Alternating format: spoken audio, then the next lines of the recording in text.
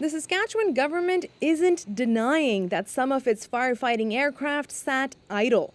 As wildfire forced mass evacuations and burned through communities, 4 of its 10 water bombers were grounded, some since last summer. A brand new water bomber didn't fly at all. There is no way of fast tracking safety when we're talking about airplanes.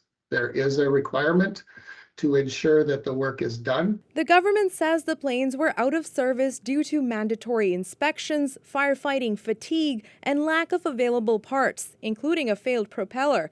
And as for the new water bomber, we were not going to be pulling pilots off of critical missions that they were assigned to other planes. He says it was no secret that these planes were down, but an aviation expert says it shouldn't have come to this. Unheard of. It really is. You can't fight fires with disabled aircraft.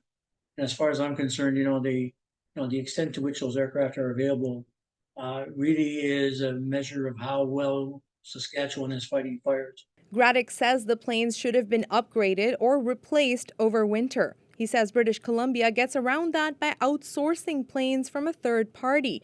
The NDP says the province failed the public and thousands of evacuees.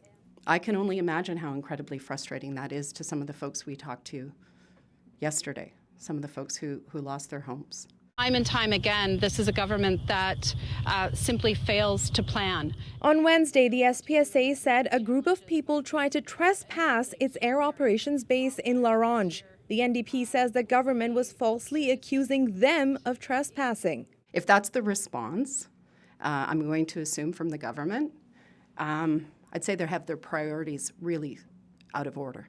The SPSA later clarified that the alleged incident had nothing to do with the NDP. And as for the planes, it's unknown when they'll be back up again.